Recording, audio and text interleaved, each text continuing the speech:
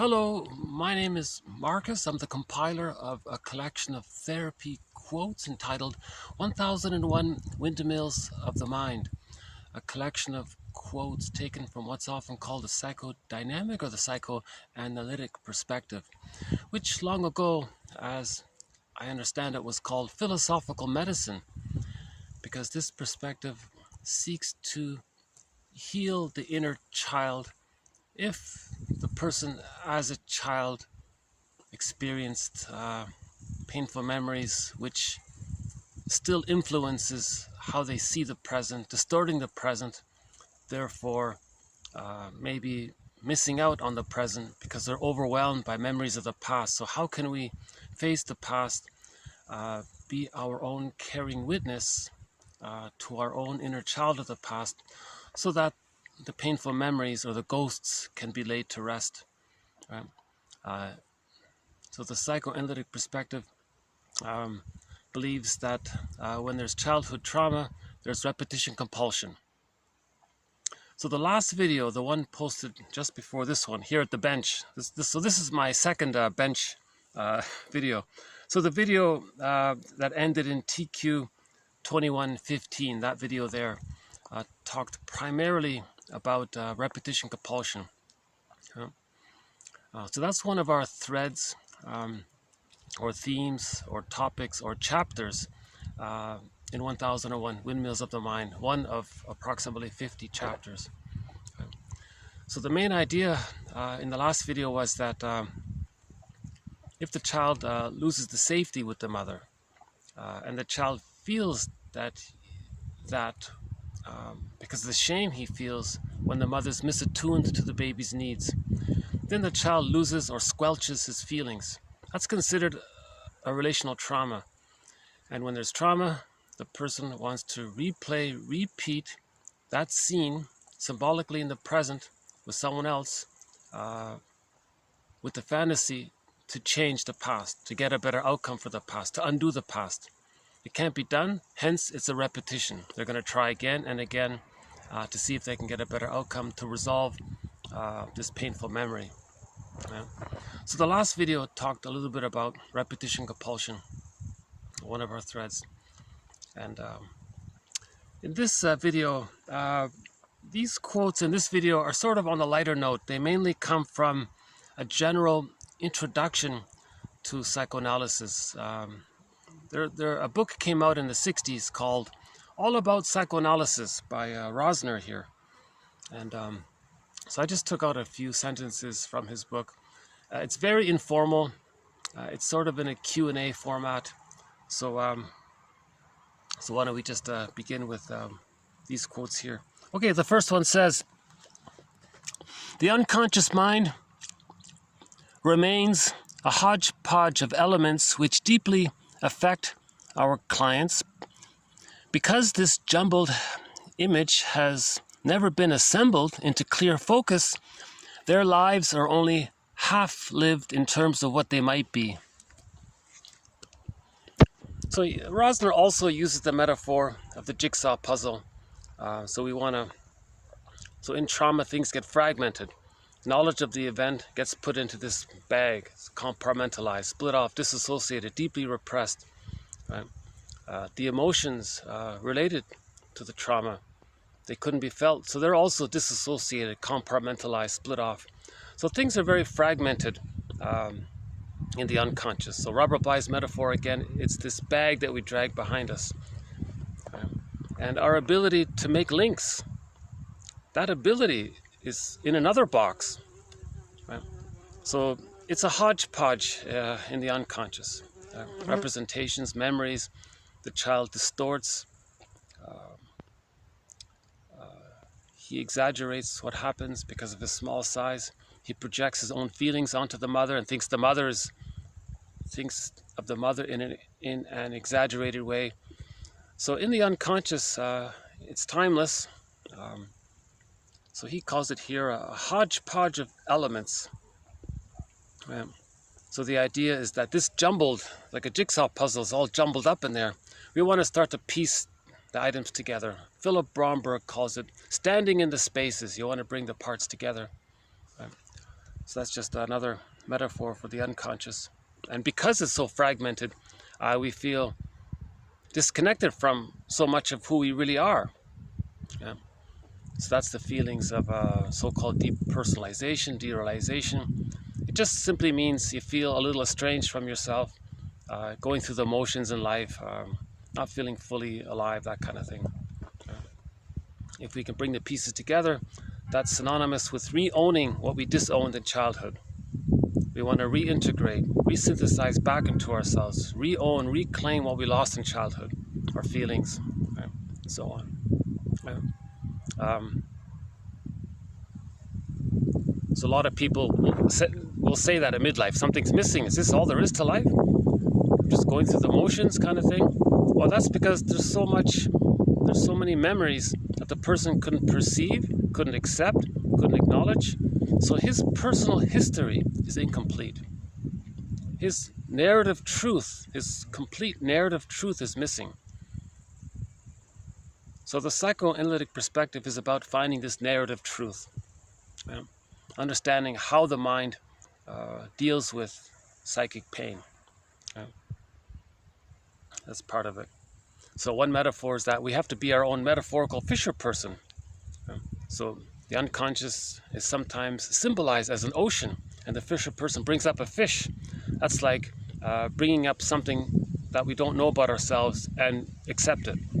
Bring it into the boat, the consciousness, so that we're reintegrating. Right? Sometimes we have to be our own existential detective, meaning we look at defense mechanisms, splitting, projection, identification, reaction, formation, identification, regression, negative magic gesture, repetition, compulsion, binge eating, emotional eating, choosing the wrong, making the wrong choices, avoiding. So these defense mechanisms quell anxiety. So back to Masterson's axiom, self-activation or real self-expression can trigger the original anxiety that the person felt as a baby but couldn't feel.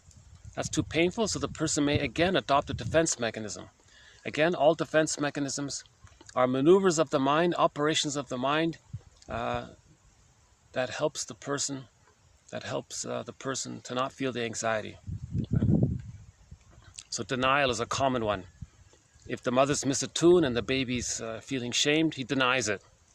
He just thinks it's not there. But it's there. It's being recorded in the unconscious, in the hodgepodge, but he denies it. So he does something in the mind to make him not aware of the pain of the mother's misattunement. And knowledge of that gets put into the bag. So there's so much of who we are and our potential and what we're doing, it gets put into the bag. So that's why the bag is called the unconscious. Right? So again, the goal is to make the unconscious conscious, right? Okay, next one here. Is it possible to analyze oneself? No. Actually, I recommend his book. It's a light-hearted, very informal read. He speaks in a very personal way. So he speaks very directly. So someone asked him, "Can you analyze yourself?" He firmly says no. His comparison is the lawyer, for example, the lawyer who defends himself has a fool for a client. So apparently, if the lawyer's in trouble, he shouldn't defend himself. He himself should have a lawyer for himself, even though he is a lawyer. That's the general idea, right? So for very similar reasons, it might be safe to say that when someone professes to analyze himself, he usually has a quack for an analyst. Okay, so he's unqualified. We can't really see. We often need another person to help us be aware of what we're not aware of.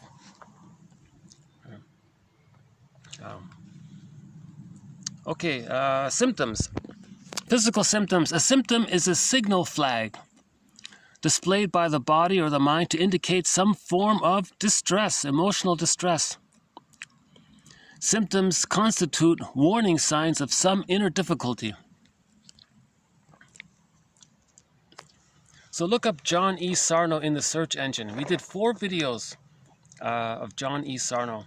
He believes that over 90% of all physical symptoms are signals, are signs of distraction. Actually, he says, his focus is that physical symptoms serve to distract us from emotional pain. If the person has painful memories and he doesn't want to face them, the person might have a physical symptom somewhere, wherever. Then the person's mind is on the symptom. That distracts him from the emotional issue. That's his theory. The mysterious leap between mind or emotion and body. So the body bears the burden. So the symptom is a kind of compromise. It reveals and conceals, but it reveals, it communicates, it shows, but it hides it, so it's a compromise. Right? So the body is sort of expressing the pain, is holding the pain. Now your attention is on the symptom, and that gets your mind away from the real issue that the person doesn't want to face. Right? So that's his way of putting it. Symptoms are also defense mechanisms. Defense mechanisms help a person to evade some painful fact about himself and to present a better, quote, front to his world.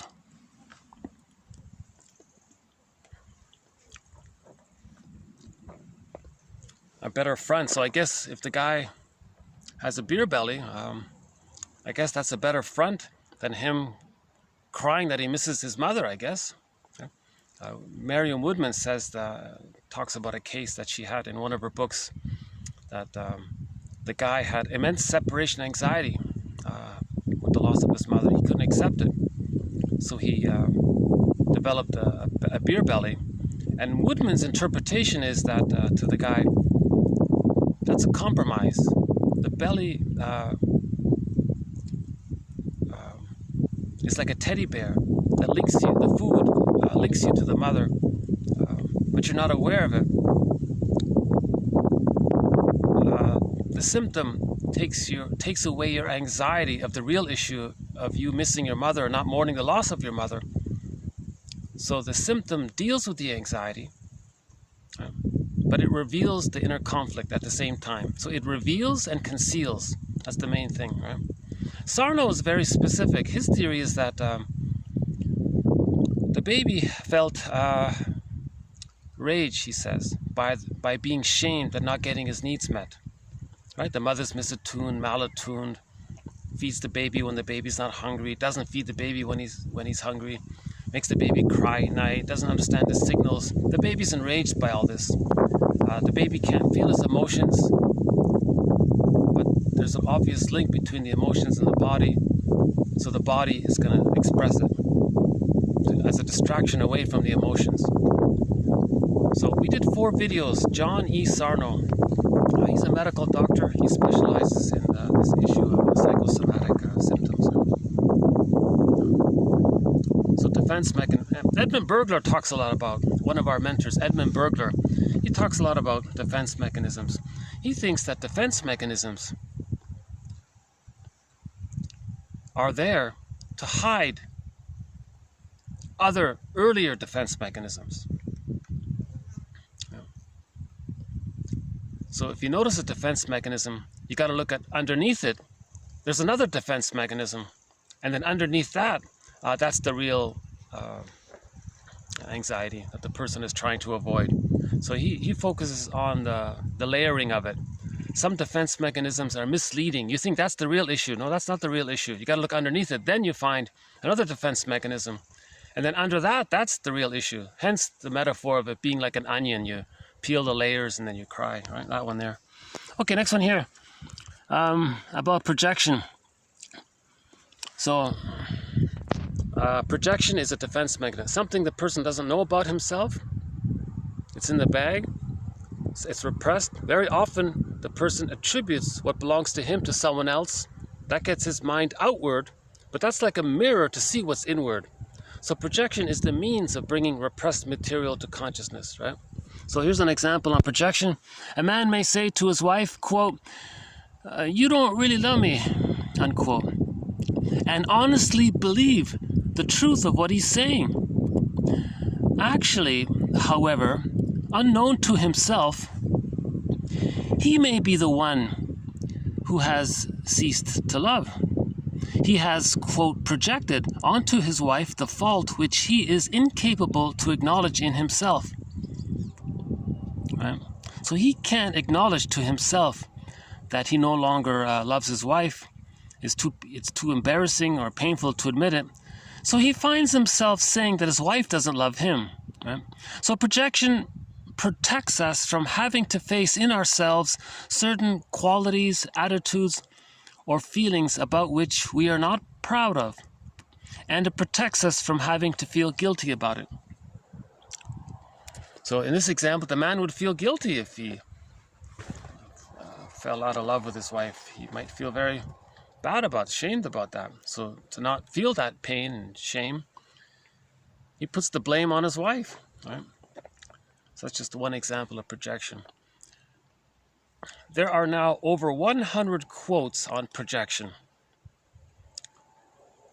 Right? So the idea is to own our projections. Projection is the means of bringing unknown, repressed, unconscious material into our consciousness through our emotionally charged opinions and accusations on others. So very often, you this and he this, and just change the pronoun, just say I am, or how am I like that, kind of thing. Right? So projection is a key one there. Laughlin calls projection a mirror defense. It's a defense against the pain, but at the same time, you created a mirror. Now you look in the mirror, then you know what's within. Right? Does psychoanalysis make one more intelligent? No. It does not affect the basic intelligence of the client, either for better or for worse, but it can remove many emotional stumbling blocks which formerly prevented the best possible use of the client's mental powers. It thus makes for a more active and effective use of his native intelligence. It enables him to reason more clearly in problems directly affecting him. And when this happens, he is able to act more intelligently. Oh, got a car passing by. Hello? Okay.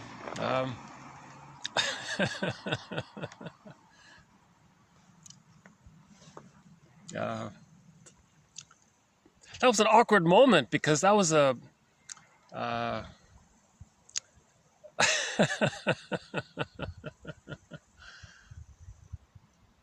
So by the way, I don't think I've really shown you my scenery here yet.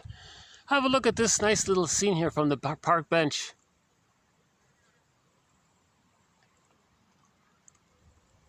Isn't that nice?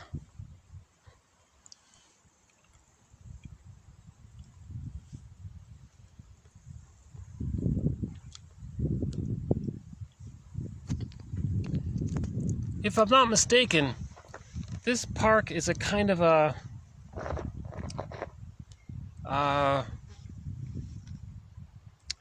pathway through some kind of a field. So it's a kind of half park, half there's some fields nearby. So it's a multi-use area, I think. Look at this place. Yeah, look at that. Huh?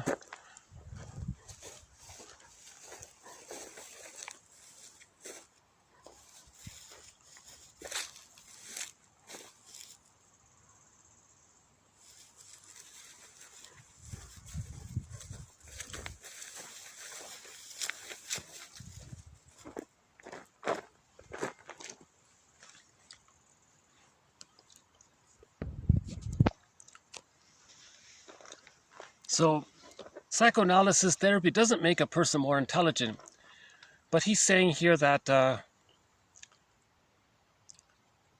because we're flooded with too many painful emotions, if we can clear that up, then we can use our original intelligence we have more access to it. So we can make better choices because we're being more, our intelligence is more available to us. Whereas with trauma, it's blocked, right? That's what he means, right? So it doesn't make you more intelligent. It gives you more access to your natural intelligence that you have already. That's what he means. And then from that, you make better choices. So it appears you're more intelligent. You had it all along. It was just cloaked over with all of the emotions, clouding your judgment, right? That's what he means. Next one here. Is therapy a threat to the creative person? He says, it is not the, quote, wrong things in a person's makeup that result in art, but the, quote, right ones. Again, it's not the problems in a person's makeup that result in art. It's the healthy side of him that makes the art. And psychoanalysis concerns itself with eliminating only the, quote, wrong elements in the personality of the person. So, for example, you can pick most famous people, Edgar Allan Poe, Toulouse-Lautrec, whoever he is, Richard Wagner. So these men were great artists, not because of their neurosis, but in spite of it. Had it been possible for each of these men to be analyzed, they might have led happier lives. So he goes against the popular opinion that it's their neurosis that's creating their art. They would still be artistic without their neurosis. They would just be happier, and their art would be more helpful. And now, Burglar says a lot of neurotics use their art as a defense mechanism to not feel their original disappointments. So a lot of art is a defense mechanism.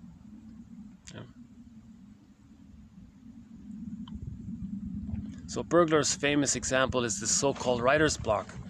The person is writing all of these detective stories. His defense mechanism is how someone else in the story is guilty of something. Now the writer is not looking at how he feels unconscious guilt. Okay, so the writer might have unconscious guilt. Okay, meaning that when he was a baby, he had a need and a wish, but associated with his own needs and wishes was pain, so he felt shamed by it. But the baby must have an attachment to the mother. Life force is object seeking. The baby must bond to the mother, even if he has to lie. Now, in order to have the bond, he'll make a false belief that his needs are no good, hence he's no good. So he feels bad or guilty, right? So he has unconscious guilt to correspond with the fake belief that he has to hallucinate that the mother's all good. To make the mother all good, to correspond with that, he's going to think that he's no good. So the person may have unconscious guilt. Right? So his life pattern may be self-defeating to maintain the loyalty. Right? If he maintains that something's wrong with him and others are always so good, if he has that template, he's living in a self-defeating way. Now, as a defense mechanism against this, he may write novels saying, John so-and-so, so he'll write some whodunit story or something like that. And he'll keep doing it again and again. Maybe he's successful with his detective stories and all that, and people are reading these package stories. Now, the readers also engage in a defense mechanism because the reader is thinking that someone else is guilty, not them. They don't feel unconscious guilt. The fictional character in the novel, they're guilty of something, not them. So it's a defense mechanism. Now, back to the writer. The writer is creating these stories as a defense mechanism to not feel how he feels unconscious guilt. He says some other fictional character is guilty. That's a way to distract him from him feeling guilt. Now, let's say he writes all of these novels and then he gets tired of it and he has writer's block. Now, Burglar would say, well, I can help you with your writer's block, but we're going to look at why you're blocked. Right? you're blocked because some of the truth is coming up. So that's the idea that writing rubbish novels is a defense mechanism to not feel the original feelings of unconscious guilt. So that may be just sort of one idea here. So he was saying, Rosner was saying, so if you cure the person, he can still write. His ability to write is still there. It's not going to take away his ability to write. But if he feels happier and has emotional freedom, he'll write in a more liberating, joyful, positive way that's more nurturing and more helpful for others. Instead of writing out of neurosis, he's writing out of responsibility and celebration and service, that kind of thing, right? Okay. Does a neurotic person always know he is neurotic? No. You know, in the book, it's called All About Psychoanalysis. The book has like a silly question, and then there's this firm no. Does psychoanalysis magically cure you? Or no, he would explain it. Okay, does a neurotic person always know he's neurotic or dysfunctional? No. When a man is neurotic, he is often the last person to realize that there is anything wrong with him. His need to feel that he is perfectly all right may be so great that he cannot really be objective about himself. Right? So there it is there. Okay. If the baby's traumatized, his true self gets squelched. What does he have left? He identifies with the aggressor. Plus, he has his original infantile megalomania, called taking refuge in the grandiose part self. Right, so all babies in the womb think they're little gods. This continues up until the age of 18 months, where it's all about them. So you blend that together, the feeling that it's all about you, plus you've identified with the aggressor. Now, the aggressor was this all-important one. So the false self is the combination of thinking that the person is so important and it's all about them, right? That's a narcissistic pattern, and other patterns also adopt this false self-belief, right? So that would be neurotic. In other words, the false self, they think is the true self.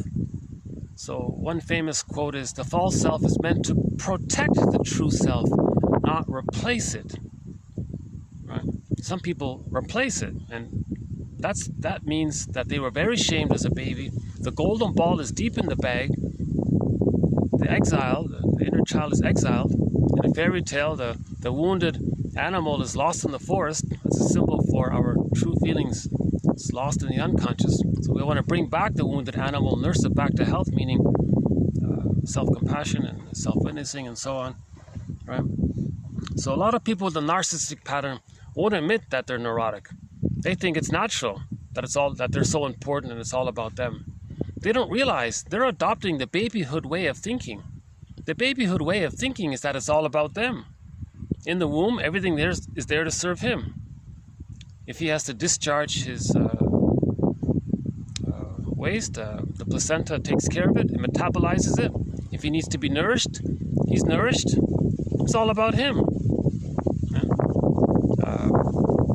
Humans come out of the womb too early. He's in the extended womb. The mother sort of continues in that manner. The mother takes care of the baby's stress. The mother responds with love. It's all about him. The baby may even think it's all that he's creating it through magical thinking, hallucinatory unconditional omnipotence, or magic gesture, or magical thing. The baby thinks he's creating it. That everything around him, including his mother in the first 18 months, emotionally is there to serve him. Now, if there's trauma there before 18 months, he still thinks in that way. Now, if he stuck thinking that way, he thinks that's his normal or something. Right? So he doesn't understand well, in this example, he's not understanding the idea of arrested development. Right? So he won't think there's anything wrong. You know?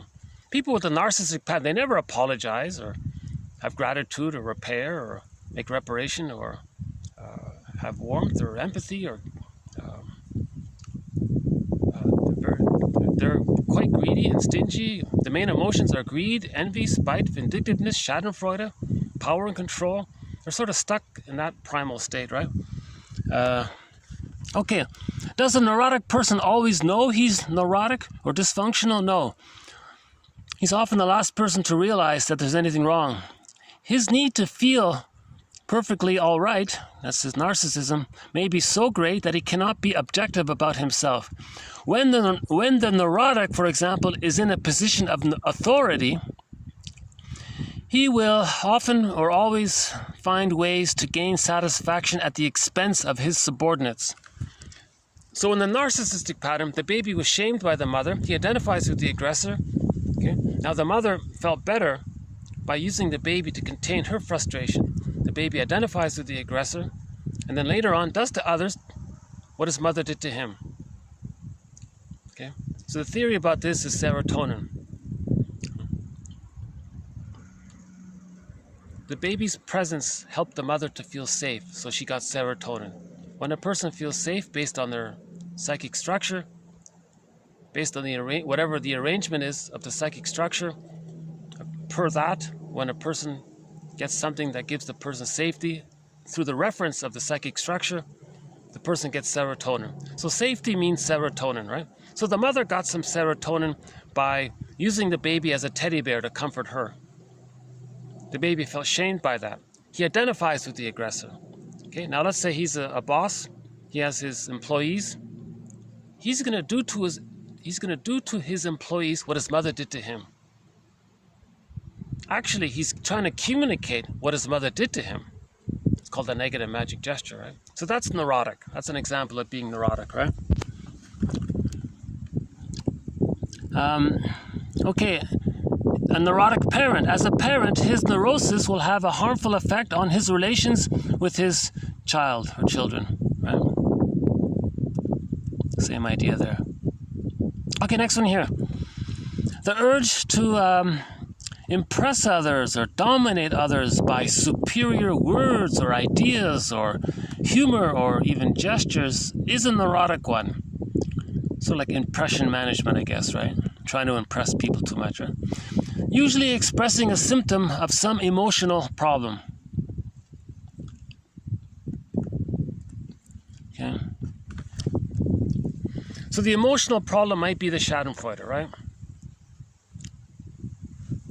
The mother felt better at the expense of the child.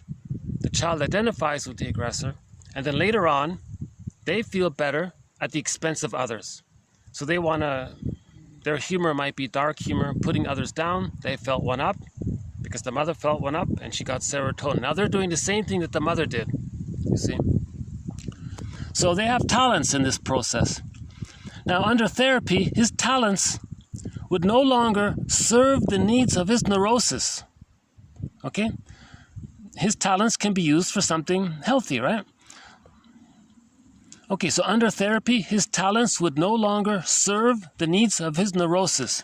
Okay? So all along, he's misusing his talents to serve the needs of his neurosis, right? Oh, we got a passerby here. Should we say hello? Okay, hold on. Let's see. Okay, hold on. Okay, he would no longer be witty or brilliant at the expense of others, for example. Any native capacity he may have to express himself intelligently or interestingly would now be able to show itself more attractively and less hurtfully than before. Hi there! I'm making a video for YouTube. You want to... Nice day today, right? No, no English, right? Yeah, okay. Have a good day. Oh, next English, no English. I thought it was 9 or something. No, 9 English. How do you say no English in German? Next, huh? Back to the view here.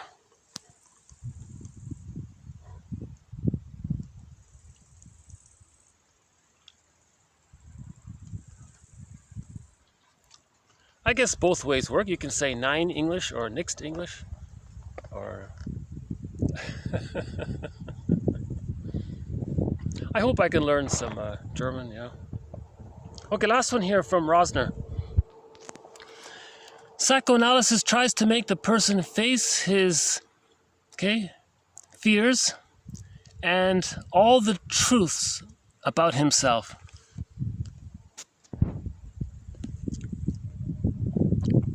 Okay.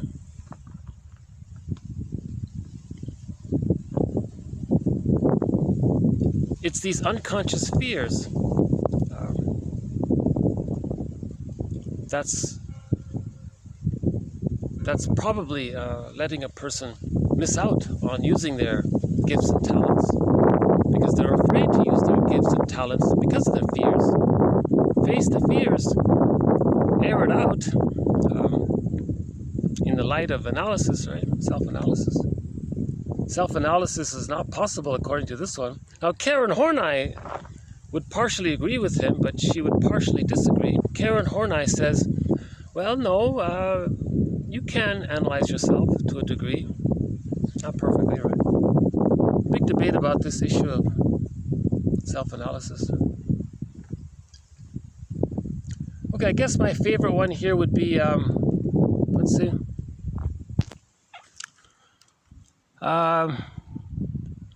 Maybe the first one, that's a good one, right? The unconscious mind remains a hodgepodge of elements. Okay, that's called soul fragmentation, right? We have representations of the self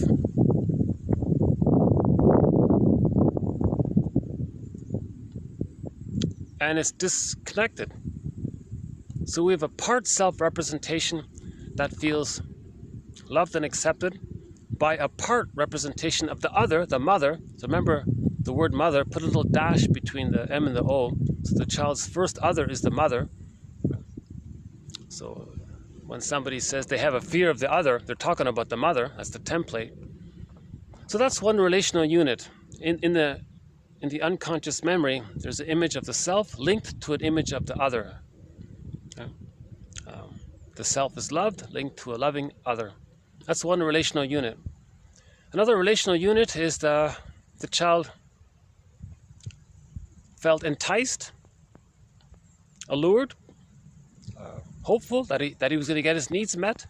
That means the mother was alluring and promising. So there's another relational unit. Now Fairbairn says the promising mother is often linked with the rejecting mother. Now another relational unit is the self that got shamed or rejected, linked to a mother that was rejecting. So in this example, the self has three parts already. The self that feels loved, the self that feels promised, enticed, then the self that feels rejected. So it's a little bit fragmented like that. Right? And the idea is to kind of hold it all, like not to see things in either or ways too much. Because the idea is that we can project one of these three parts onto others and relate to them in that way. Or we can identify with one and assume that the other is going to be one of those three. So the template, in other words, the so-called endopsychic structure or the architecture of the subconscious, the internal working model, it's meant to be a whole self that contains it all and a whole other that contains it all. And the self and the other are differentiated. Right? So the goal is differentiation. With trauma, differentiation doesn't take place and things are fragmented. So it's a hodgepodge in there. So we want the hodgepodge to become two nice tennis balls, more or less, right? So sometimes called the jigsaw puzzle. It's all jumbled up in there, like a jigsaw puzzle, right? So we want to assemble the jigsaw puzzle. That's the goal, right? Then we can live more fully once we know ourselves better, right?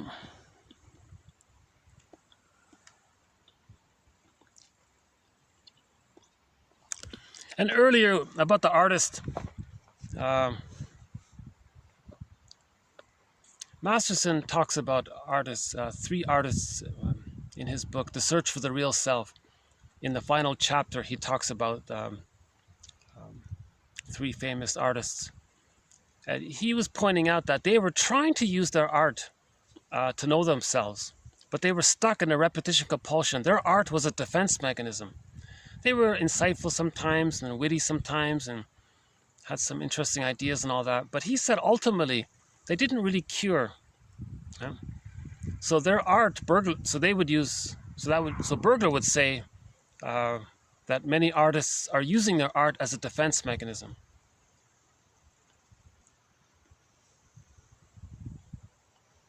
It's a contribution to others. It's entertaining and colorful and so on.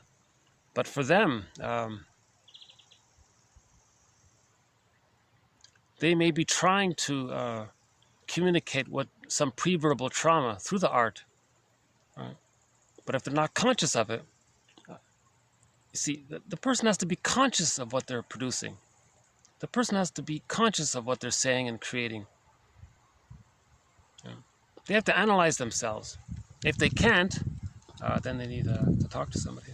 Yeah, I'm a little cloudy about this. We don't have a thread on art. I have to confess. Maybe in the future. Okay, let's do a couple of more quotes here. Okay, this one comes from Waska. Interpretations are those explanations given to the client that move the client to a greater knowledge of their inner life. Okay? So the purpose of interpretations is to help you to understand better where you're coming from within, your unconscious motivations, your inner life. Okay? The hodgepodge, right? Okay, the client's interpersonal patterns. Externally, relating to people. His interpersonal patterns in his relationships with people outwardly. Now, this information is used as a clue to the person's intrapsychic organization. Okay, so if the person's prejudiced, he finds some non-threatening substitute other and says how frightening they are. That's a clue to their internal working model. Now, in the internal intrapsychic model, there may be an image of a frightening monster that wants to devour him. Right? So, in other words, if someone's very prejudiced, that means internally they have a memory of the mother. They created an image of the mother based on her large size, so she was this giantess in the nursery, but the baby was enraged. He projects his enragement onto the mother and says that the giant is enraged. Now the baby has a need to take in milk and comfort. He can't accept that, so he projects his need onto the monster, the image, right, the imago. Now he thinks that the mother is this devouring monster that wants to eat him. So prejudice is a clue to an internal fantasy model like that. So the interpersonal relationships are clues to the fantasy world and we're being motivated by our unconscious fantasies. So the idea is to look at this, just be aware of it, of unconscious fantasies.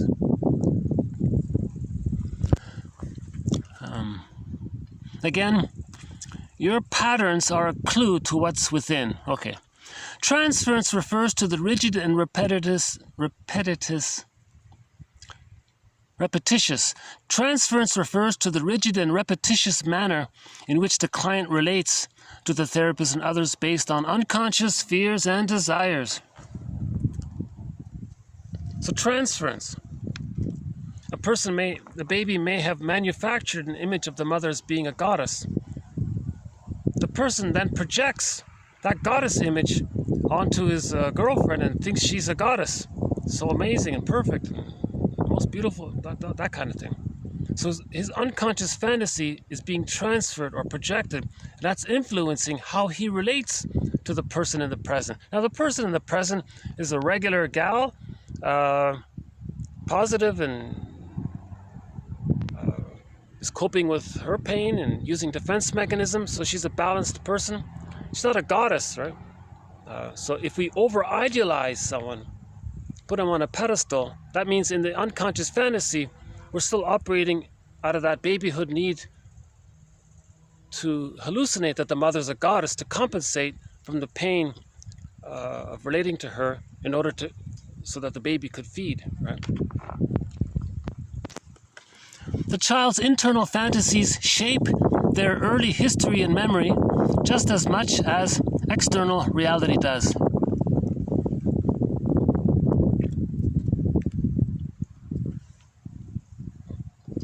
So Bergler makes a big point about this. Right? Sometimes the mother did minor things, but the child exaggerated it.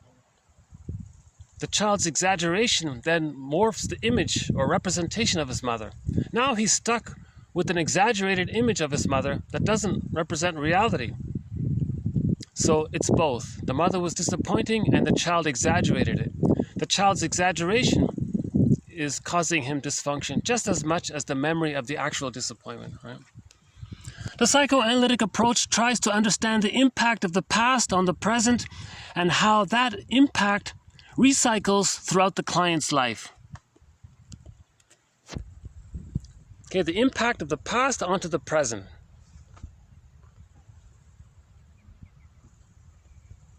And it's being recycled. That's repetition compulsion. The fantasy of repetition compulsion is to change history, to change the past, to travel back in a time machine, have a different history, and then feel better, travel back in the present, and now you feel better because you had a different past. It can't be done. It's a secondary delusion. So repetition compulsion is the recycling. It's they call it a new edition of the past, right?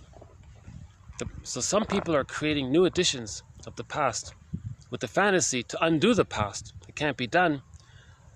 Okay, so the goal is to mourn it, to mourn the past, to mourn the loss of not getting the safety.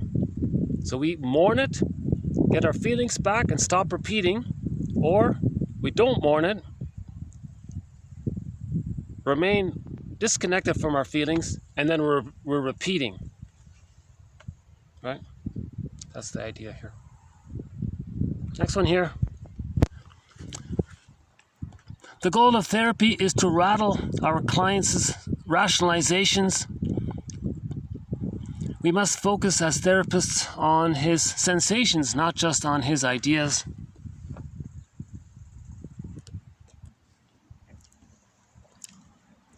So she was emphasizing the point, the reminder not to make it too intellectual.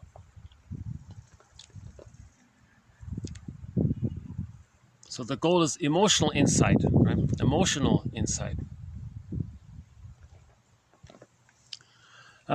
Easy to say, but anyways, let's just finish up here with the famous philosopher Soren Kierkegaard. Okay, so I very rarely post quotes from philosophers, but if a philosopher comes along with a quote that seems psychoanalytically minded, I'll include it. So we'll do a couple from him here. Just tell me how you judge your childhood, and I will tell you who you are. So describe your childhood. What were you like as a child? Chances are, he's describing his present life, he's saying. But it must be remembered that with regard to difference in life, everyone wants to cling to his own opinions, right? It is because of this fixed point, this consideration, that human compassion is always merely to a certain degree. So the more empathy we have for ourselves, the more empathy we have for others, the more self-knowledge we have, the more empathy we have. So to the degree we have self-understanding and self-empathy, that relates to how much empathy and understanding we have for others. That's what I think he's saying here. Okay, last one here. If it is possible, if I have wasted my best time without experiencing anything, at least teach me in so doing not to become indifferent. Teach me not to seek consolation of others in a common loss, then surely the pain of the loss may be a beginning of my healing. Okay, so he was saying that he doesn't want spiritual bypassing. A lot of people engage in spiritual bypassing. A feeling comes up, just bypass it. No, let's understand the feeling. Where's it coming from? You know, that's the beginning of healing. We feel it to heal it, kind of thing, right? Another look here.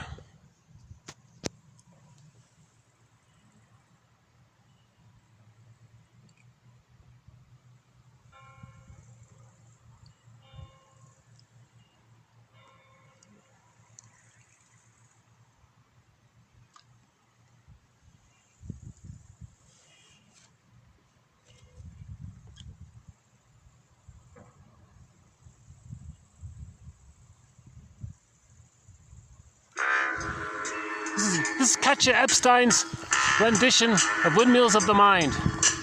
Nachts, wenn die Straßen plötzlich still sind, wenn die Stadt auf einmal schweigt, wenn aus steinernen Kaminen stumm der Mond zum Himmel steigt, wenn es hier in meinem Zimmer leer und einsam wird um mich, suche ich in den dunklen Schatten die Erinnerung an dich und ich fühle, wie ein Augenblick zur Ewigkeit gerinnt, wenn das Spinnrad meiner Träume längst zerrissene Fäden spinnt und sich leis zu drehen beginnt, wie sich Mühlen drehen im Wind.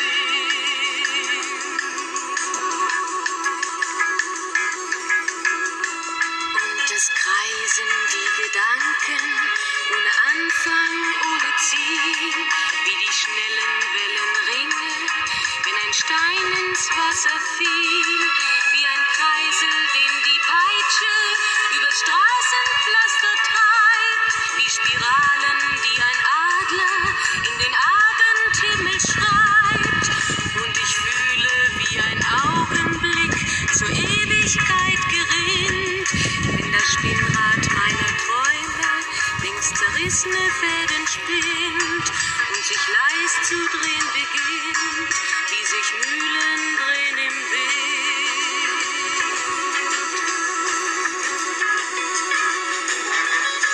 1000 Fragen ohne Antwort, 1000 Fragen ohne Sinn. Warum flog für uns der Sommer wie ein Pfeil so schnell dahin? Hat der Herbstwind gar die Spuren unserer Liebe schon verweht? Wenn erst weiße Flocken fallen, ist es dann für uns zu spät. Sah ich eben nicht im Dunkel deinen Schatten an der Tür, hoffte für ein paar Sekunden, du kämst doch zurück zu mir. Doch warum sich selbst belügen? Längst ist meinem Herzen klar, dass der Pulsschlag dieser Hoffnung nur mein eigener Schatten war.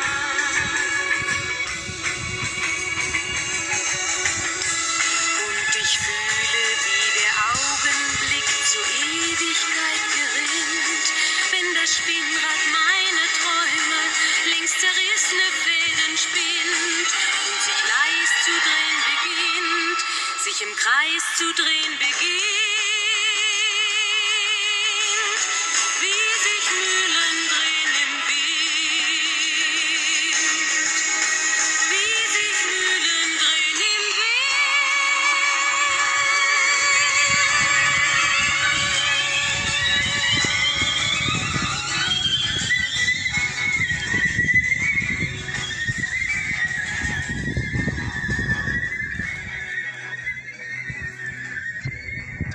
Okay, so thanks very much.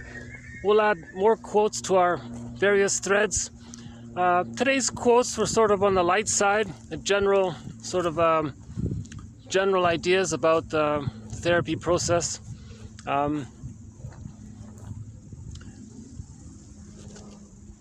Most of the videos do cover some sort of theoretical ideas. Some videos are more on the lighter side. I would say today was more on the lighter side, but we'll get back into some more of the heavy.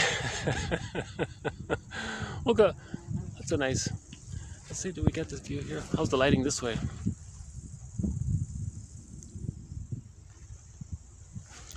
Yeah. Well, maybe I'll do a picnic version next time. Okay. Well, I hope these quotes, give hope. It validates the idea that we can understand ourselves, and with that, we feel better as well, right? All right, on that note, I'll just hit the stop button for today. So thanks very much. This has been TQ 2216 to 2220. So we now have 2,220 quotes within the psychoanalytic perspective, right? Relating to how we can understand or study the impact of the past on the present. Okay, so this is called object relations theory. The baby has an interpersonal relationship externally with his mother. That leads to an internal working model of that experience. Now that model becomes a reference point for future relationships. That's what we're looking at, right? What model did the baby create that he's referring to later on? If that model is problematic, that's what we want to fix.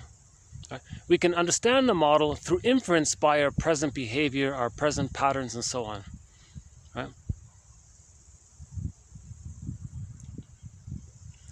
So this approach is called developmental object relations theory, as explained by Masterson, James F. Masterson, one of our mentors. Again, our mentors, James F. Masterson, he has several books. A good place to start is The Search for the Real Self. Another one of our mentors is Karen Horney from Germany. Okay, a good book of hers is Our Inner Conflicts. A third mentor is Edmund Burglar. He talks about negative magic gesture and other ideas. William Fairbairn, Margaret Mahler, and Melanie Klein. I think Melanie Klein's originally from, well, never mind where they're from. Most of them are German speakers. Our theme song is Katja Epstein's German rendition of Windmills of the Mind. So it does seem that the German language is a little analytical in the language. I think maybe I'll have to find out. But another last look here.